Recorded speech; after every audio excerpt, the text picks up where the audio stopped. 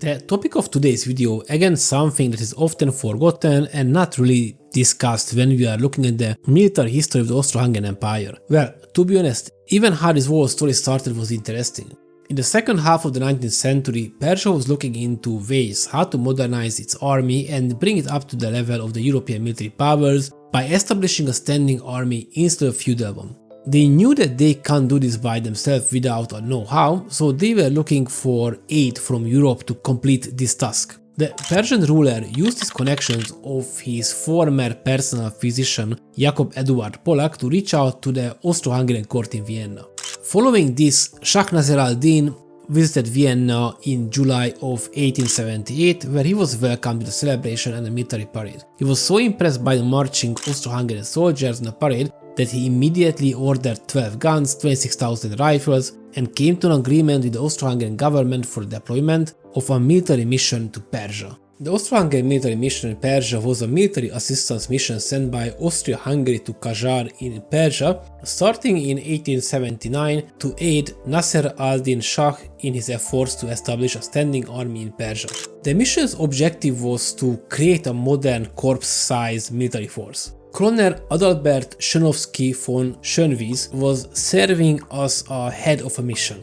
He departed with 30 other officers for Tehran on 29th of October 1878 and arrived in January of 1879. The Austro-Hungarian group's objective was to reorganize the Persian army on the model of the Imperial Austro-Hungarian army. First to be established was a corps of 7,000 men, interestingly also including a military musical unit.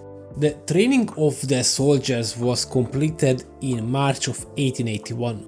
The first use of the so-called Austrian Corps occurred in October of 1880. In Azerbaijan, a Kurdish uprising under the leadership of Sheikh Ubaydullah had taken place against the central government in Tehran. The commander of the detachment was Captain Wagner von Wetterstadt, who was battle-tested, having already served in Mexico under Maximilian I.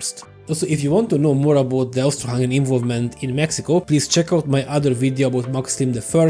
The link will be above and down in the description as well. The Kurdish uprising was crushed by the Persian forces, and following this, Captain Wagner served with the artillery in Urmia to defend it against any further attacks. The successes of the Austrian Corps led to further plans. The entire army was to be equipped with Austrian uniforms and armed with new rifles and guns, but at this point Persia lacked the necessary funds. In May of 1881, the Austrian Corps payroll was reduced, and on 5th of August of the same year, all officers' pay ceased. And that was the end of the involvement of the Austro-Hungarian officers in the operation. By the autumn of 1881, the last officer of the military mission had returned to Europe.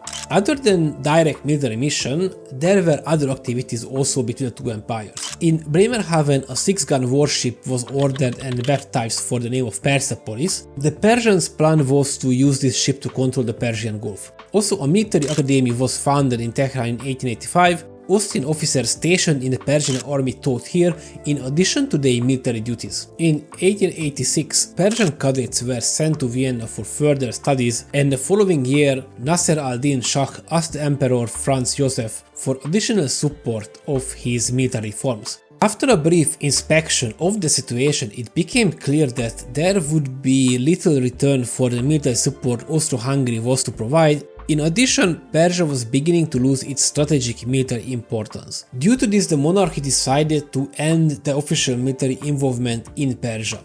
Regardless of this, some of the officers were invited back to Persia independently and kept working after they were retired from the Austro-Hungarian army. Thank you for watching this video. I hope you enjoyed it and you learned something new. Please don't forget to like and subscribe to my channel, and see you in the next one.